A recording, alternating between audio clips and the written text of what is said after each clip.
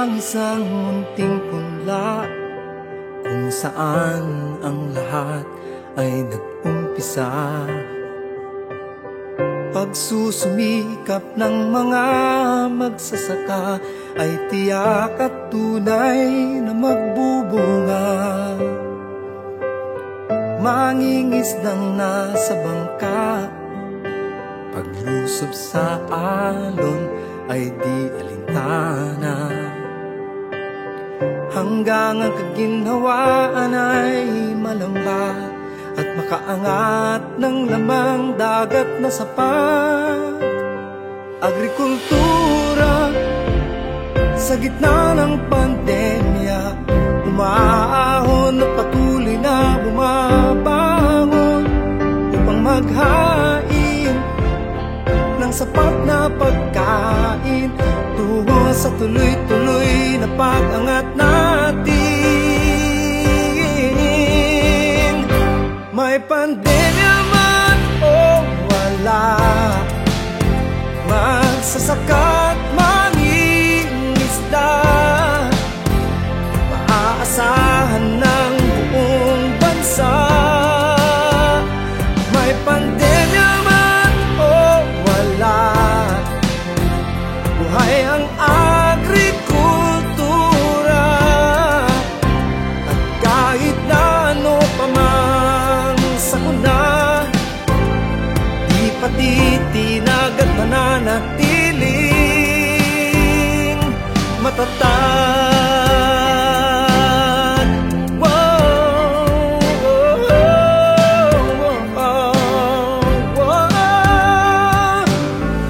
Sa sikat ng araw o bugso ng ulan, tirik ang init o bumabaha man, ngunit pawis at lakas kailan may di kakalas. Matiyak lang na may liwanag ang bukas.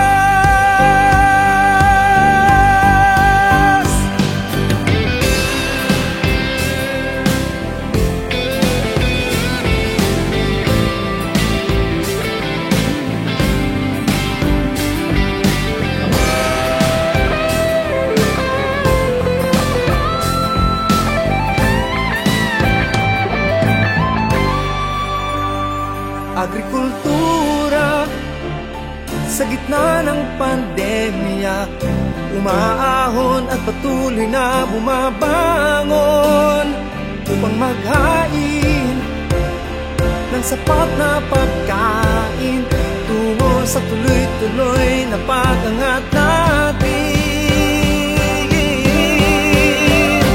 May pandemya man o wala, magsasaka at mangingisda, maaasahan ng buong bansa.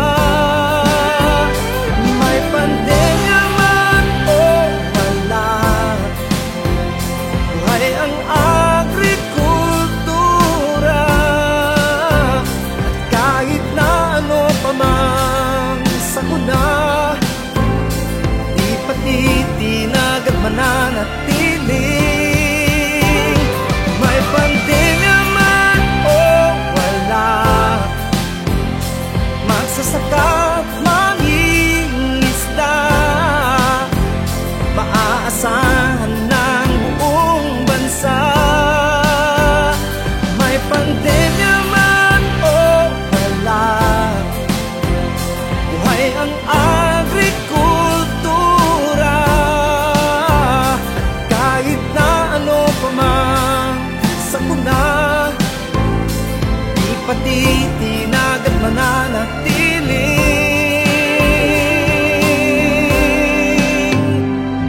matatag.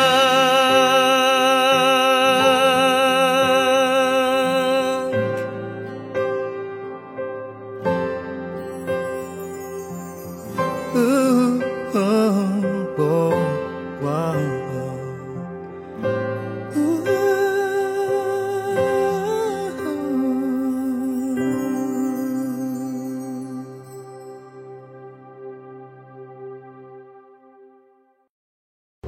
Palay Aralan sa Radyo. School on the Air program ng Department of Agriculture.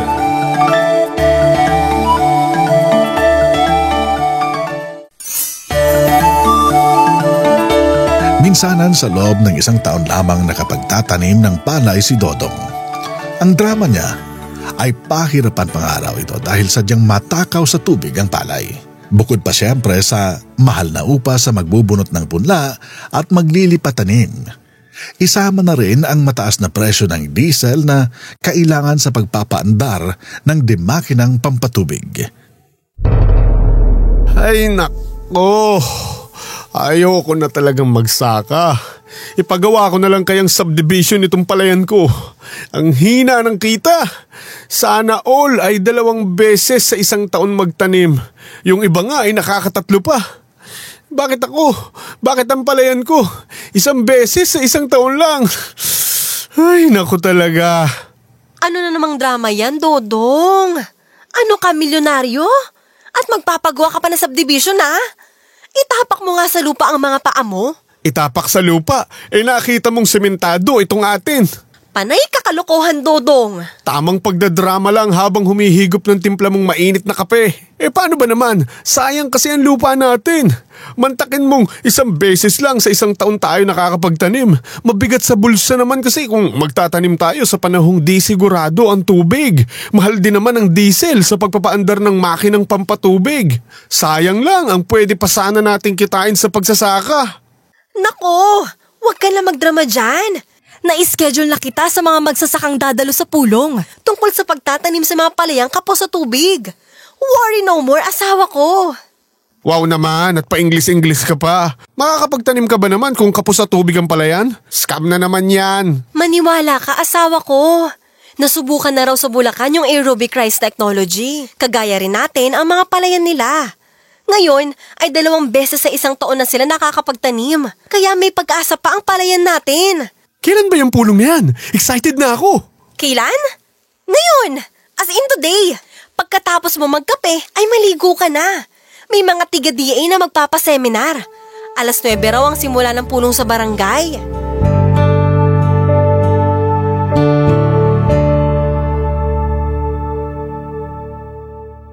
Kapos man sa tubig, palay pwede pa rin itanim.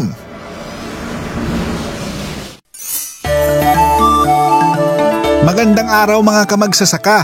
Ako po si Mang Fred at welcome sa ating programang Palay-Aralan sa Radyo, School on the Air program ng Department of Agriculture.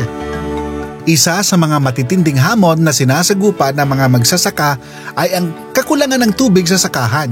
Ito rin ang kalimitang problema sa rainfed at upland areas. Ang mechanized dry direct seeding technology ay isang paraan ng pagtatanim ng palay na hindi ginagamitan ng punlaan. Direktang itinatanim ang binhi sa palayan gamit ang multipurpose seeder. Ang multipurpose seeder ay ginagamit sa palayang sahod-ulan o rainfed at katihan o upland kung saan ang pagtatanim ay isinasagawa bago magtag-ulan. Ngayong araw ay tatalakayin natin ang proseso kung paano isagawa ang mechanized dry direct seeding technology at mga benepisyo na mapapala rito. Makakasama natin ngayong araw si Engineer John Eric Abon mula sa Rice Engineering and Mechanization Division mula sa PhilRice. Magandang araw po, Engineer Eric. Magandang araw po, Kapred. Yan, isang magandang araw, Sir Eric. So ang mechanized dry direct seeding technology po ay bago sa ating magsasaka.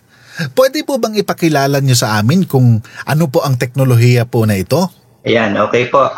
Ipapakilala ko po sa inyo ang mechanized dry direct seeding technology. Ito po ay yung tinatawag nating isa sa mga pamamaraan. Ito yung tumutugon sa mga problema ng mataas na gastos ng ating mga magsasaka.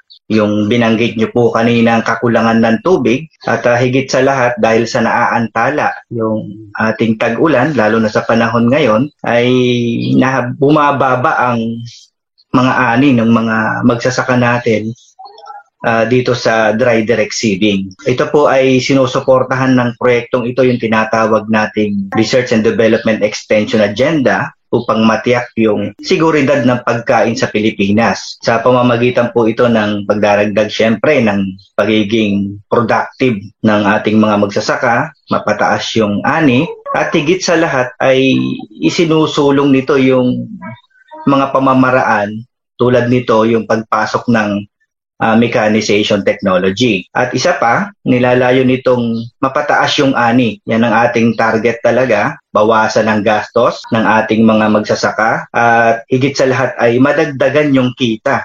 Yun yung binubuo natin dito sa Mechanized Dry Direct Seeding Technology Package. So sa pamamagitan niya po ng nabanggit ninyo kanina na multipurpose seeder o tinatawag nating MP seeder ay iaakma natin ito sa mga lokal na kondisyon. At upang ipakilala ito, ang ipinasadya nating makina ay magsisilbing isang tools ito upang mapabuti yung kasanayan sa pamamahala natin ng ating pagsasaka at higit sa lahat ito ay gagamitin natin sa mga rain-fed areas o yung mga drought-prone areas natin dito sa Pilipinas. So yan po yung pagpapakilala natin sa Mechanized Dry Direct Seeding Technology.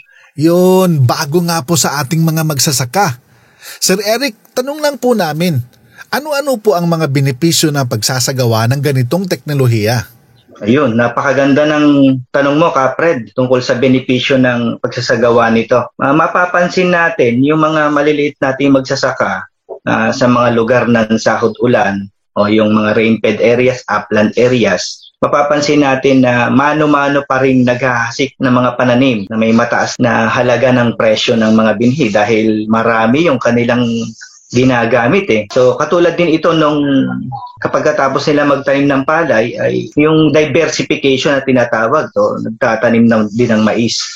So nagre-resulta ito ng magandang benepisyo kasi pagkatapos natin magtanim ng palay dahil dito sa multipurpose seeder na to, gamit ang technology para sa Mechanized Dry Direct Seeding Technology ay naaangkop ito para dito sa ating technology. So tulad ng sa palay, yung mano-manong pag-seeding ng mga pananim na may mataas na halaga at gugugol ng malaking oras bago matapos yung isang maluwang na taniman. Ang kagandahan ng MP seeder ay maaaring gamitin ito kasi sa sa palay, mais, munggo. Yan yung kagandahan niya na benepisyo maibibigay natin dito sa paggamit ng MP seeder dito sa Mechanized Dry Direct Seeding Technology. Ang isa sa magandang benepisyo pa nito ay nababawasan yung labor cost natin ng 20 hanggang 30% sa pagtatanim dahil ang isang operator o dalawang operator lang kinakailangan natin. Kumpara sa mano-manong paraan na nangangailangan ng 10 hanggang 15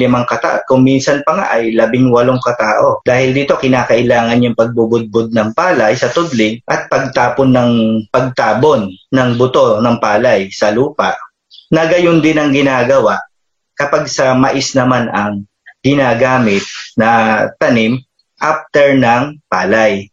So isa pa ay yung nababawasan yung dami ng butong kailangan. Kasi ang target ng ating multipurpose seeder ay 60 kilos per hectare ang kailangan maitanim natin dahil ang practice ng ating mga magsasaka sa rain-fed using itong dry seeding technology ay gumagamit sila ng halos 100 hanggang sa 150 kilos sa isang hektarya. So dito pa lang 50% na yung matitipid ng ating magsasaka gamit itong ating multipurpose seeder. Ayan, napakarami po ng benepisyo pala na makukuha dito sa paggamit ng Mechanized Dry Direct Seeding Technology.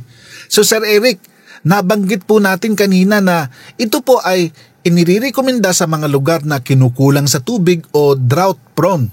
Mayroon ba tayong mga rekomendadong variety na ginagamit sa mga ganitong lugar na para sa ganito pong teknolohiya? Ayan, napakaganda ng tanong mo, Kapred. Pakikinabangan talaga ito ng mga magsasakang nakikinig sa atin. Ang mga rekomendadong variety na ginagamit natin ay may pagkakaiba-iba ito sa mga lugar ng sakahan sa Pilipinas. Ang kombinasyon ng pinakamahusay na kasanayan ng pamamahala at ang sinamahan pa natin ng multipurpose seeder na may mga bagong variety ng palay na binuo ito ng next gen na kailangan maging tiyak sa isang lokal o lugar. Subalit, kailangan suriin at palawakin natin ang mga teknolohiyang ito na akma sa mga palay gamit ang dry direct seeding.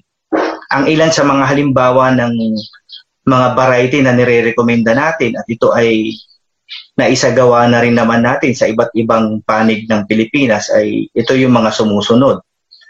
NSIC RC416. Yan. Ang maganda dito ay mga paagang variety ito. Nasa 112 days of maturity. Yung isa naman ay NSIC RC420 na nasa 108 ang kanyang maturity. Isa pa ay NSIC RC426 na mayroong 110 days of maturity. And then itong NSIC RC27 na sa 107. Kung napansin ninyo, ay itong mga nire-recommenda natin mga variety na ito ay mga paagang variety. Kasi nga, ang kinakailangan natin dito kung tayo ay umaasa lang sa sahod ulan, ay kinakailangang maikli lang ang panahon ng pagsasaka natin gamit itong mga rekomendadong variety na nire-recommenda ng Next Gen. So yan Fred, yung mga variety sana ay natandaan nung makikinig, nung mga makikinig pa sa atin upang kapag akma sa lugar nila, ay ito na yung nire-recommenda nating mga variety. Sir Eric, nabanggit po natin yung klase po ng lupa na tataniman. May mga kinukulang sa tubig. Halimbawa po doon sa mga nabanggit ninyo na binhi. Saan po sila pwedeng bumili ng ganitong variety?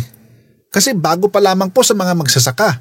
Ayan, Mang Fred, yung mga ganitong bagong variety ay maaari tayong magtanong muna sa ating opisina ng Business Development Division sa PhilRice Central Experiment Station upang itanong natin kung ito ay mga available na kasi mga bagong variety ito.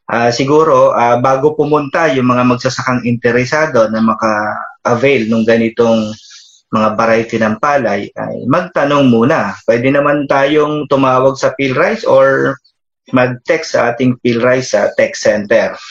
So siguro ganun na lang muna nang makasiguro yung magsasaka sa availability ng ganitong mga variety o kung halimbawa man may contact sila sa mga seed grower, ay tumawag muna sa mga seed grower para nang sa ganun makasiguro sila na bago sila pupunta at meron ng mga available na ganitong bagong variety para sa mga rain-fed areas ay makasisiguro sila na makakakuha ng mga dekalidad na binhi. Ayan mga kamagsasaka, pwede po kayong mag-text o tumawag kung may mga katanungan kayo sa pagpapalayan.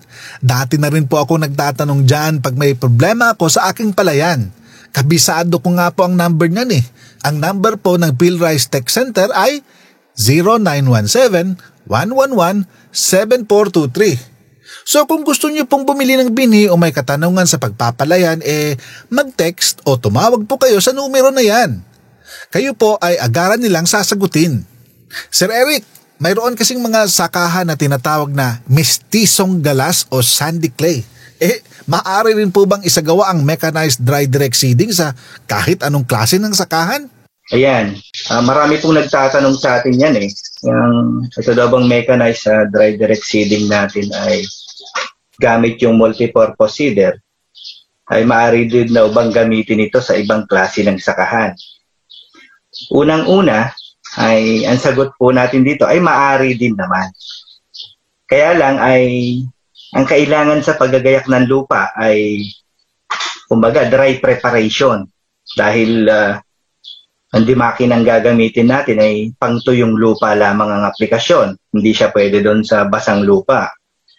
So, kailangan maayos yung paggagayak ng lupa, gusto yung pagkakaararo, at walang malalaking tinigkal nang sa gayon ay mapapabilis natin yung dry seeding gamit yung katulad ng teknolohiyang pinopromote natin na multipurpose seeder o MP seeder. At dapat nating tandaan ay lalo nating nire-recommenda ang mechanized dry direct seeding, lalong-lalo na sa mga katihan o rain-fed areas o upland areas.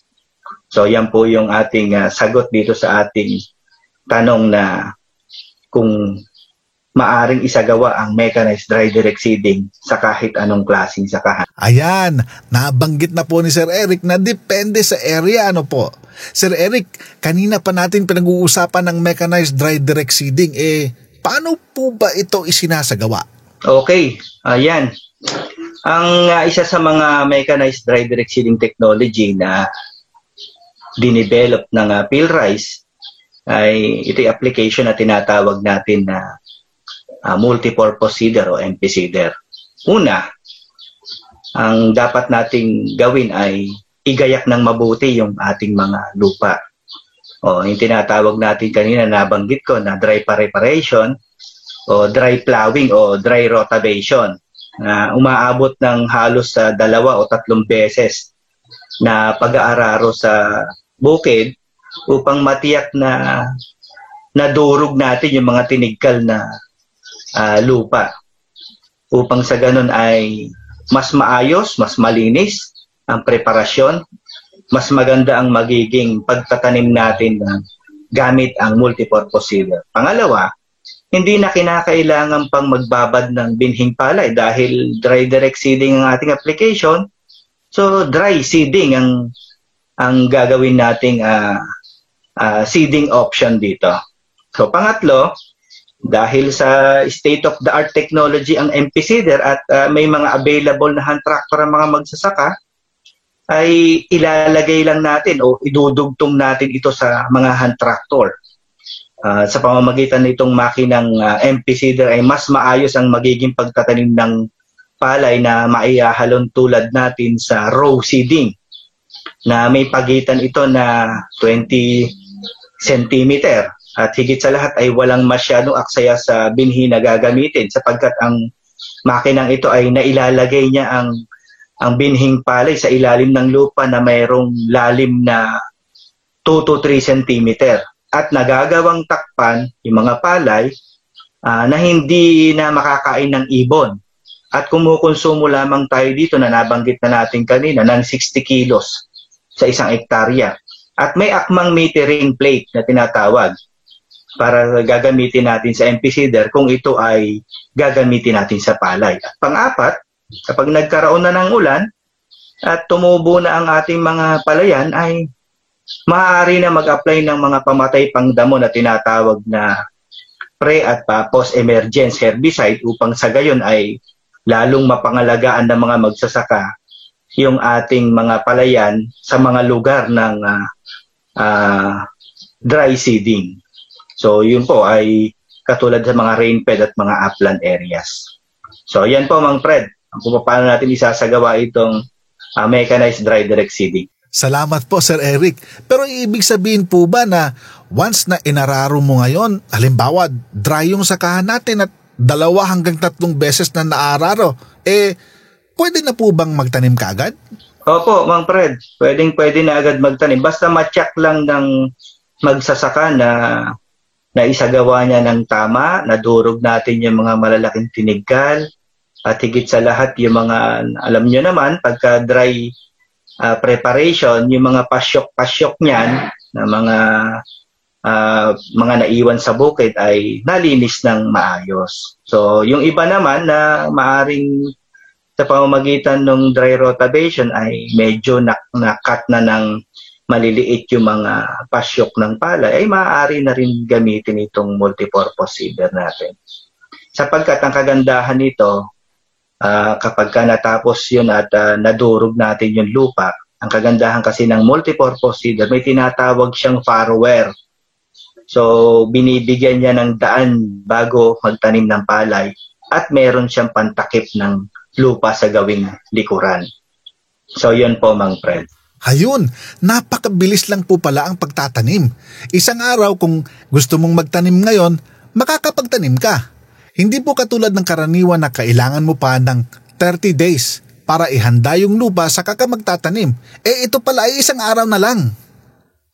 Nabanggit niyo po Sir Eric, yung gamit na i-attach sa hand tractor, yung multipurpose seeder. Gaano ho naman katagal matataniman ang 1 hektarya gamit po yung multipurpose seeder? Ayan, Mang Fred, marami nagtatanong sa atin yan Ang sagot natin dyan, yung mga ganitong mechanized dry direct seeding technology o itong multipurpose seeder ay kaya nitong magtanim ng 3 oras sa 1 hektaryang lupa. So kung mas maganda pa yung pagkaka-prepare ng lupa, ay halos mas mabilis pa sa 3 oras. Kaya sa maghapon ay kaya nitong magtanim ng halos 2.5 hanggang 3 hektaryang luwang ng ating mga sakahan. At ito ay nakadepende doon sa ating inirekomenda nga na dapat yung dry seeding o yung dry preparation natin ay maayos yung pagkakagayak ng lupa.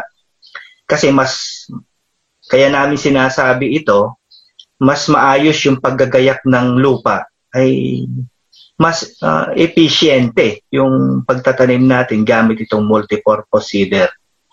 So yan Mang Fred ang luwang ng kayang tamnan nitong ating multipurpose seeder. So nasa 3 oras sa 1 hektarya.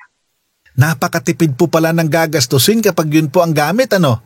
Napakarami po naming natutunan sa pakikipagpanayam sa inyo, Sir Eric. Baka mayroon po kayong mga dagdag mensahe para sa ating mga tagapakinig, lalong-lalo na po sa ating kababayang magsasaka.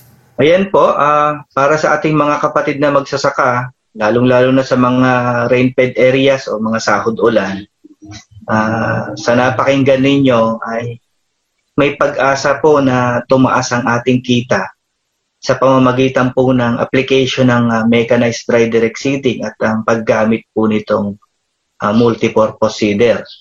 Sa ngayon po ay pinagtutuunan din natin ng pansin ito at pinagsusumikapan natin na yung mga computation natin para lalo pong tumaas ang kabuhayan o kita ng mga magsasaka ay pinag-aaralan din po natin ito ng maayos. Marami na rin pong available na mga sahod-ulan varieties na angkop sa mga lugar.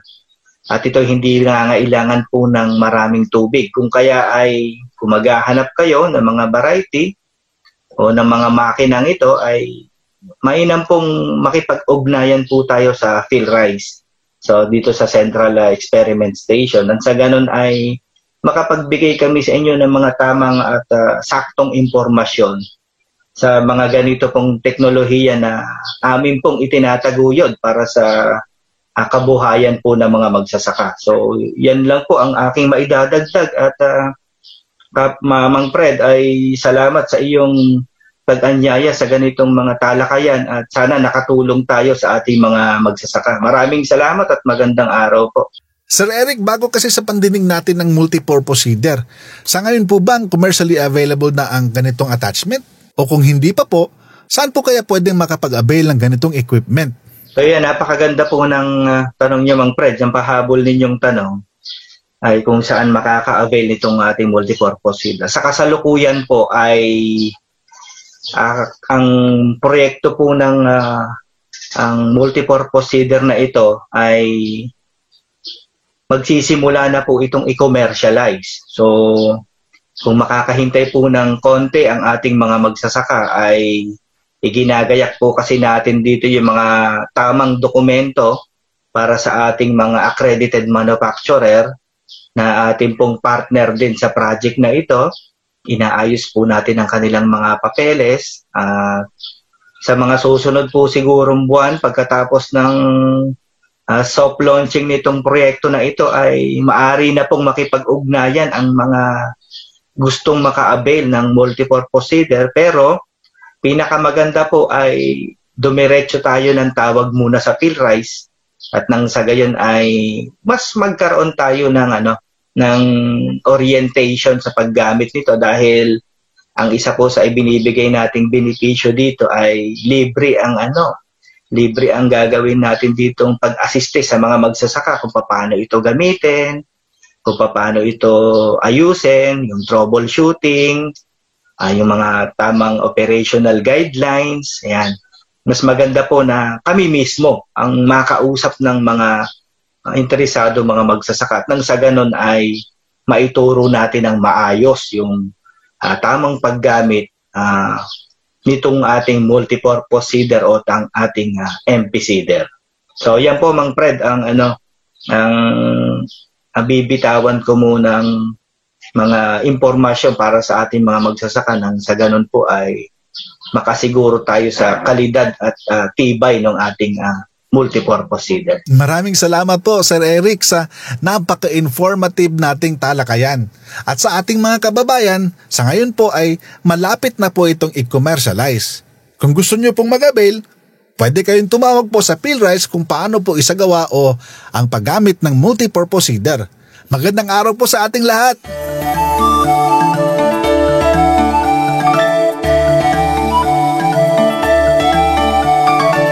Ang makinang multipurpose seeder ay ginagamit sa palayang sahod-ulan o rain-fed at katihan o upland, kung saan ang pagtatanim ay sinasagawa bago magtag-ulan. Ito ay kinakabit lamang sa karaniwang hand tractor ng mga magsasaka, kaya naman hindi mahihirapang maghagilap ng makinang pangkabit dito. Mas mura ang pangkabit nito kumpara sa ibang makinang pangtanim.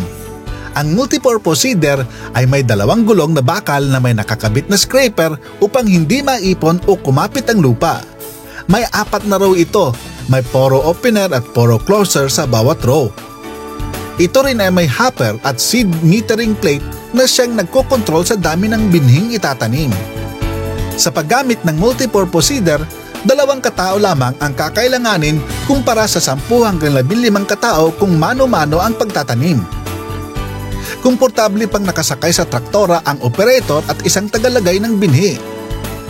Umaabot naman sa 6 na kilong binhi ang kayang i-load ng seeder kada pasada.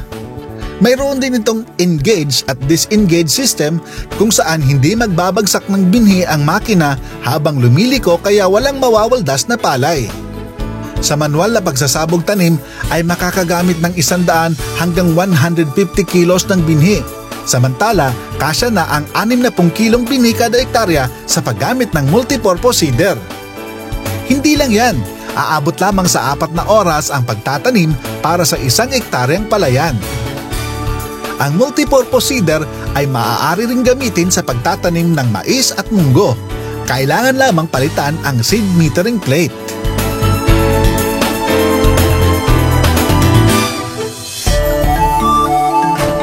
Palay Tanong. Tama o mali? Walang magiging tipid sa gastusin sa pagsagawa ng mechanized dry direct seeding technology.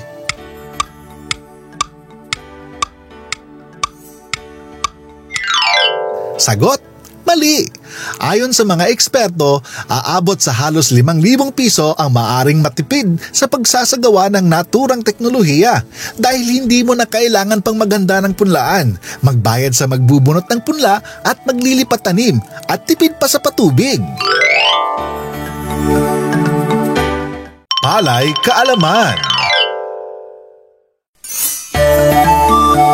Marami na ang mga magsasakang nakasubok at nagwagi sa aerobic rice technology. Isa na dito si Mang Lauro Garcia mula San Ildefonso, Bulacan. Kwento niya na kung dati ay minsan sa 1 taon lang siya makapagtanim ng palay, iba na ngayon. 2 beses sa 1 taon na siya umaani. Bukod pa riyan, nakatipid siya sa gastusin sa pagpapatubig at pag-upa sa tao. Kaya panalo siya! Para sa karagdagang impormasyon sa pagpapalayan, mag-text o tumawag sa DA PhilRice Text Center bilang 0917-111-7423. I-like din ang DA PhilRice at Department of Agriculture Facebook pages nang updated ka sa usaping pagpapalayan.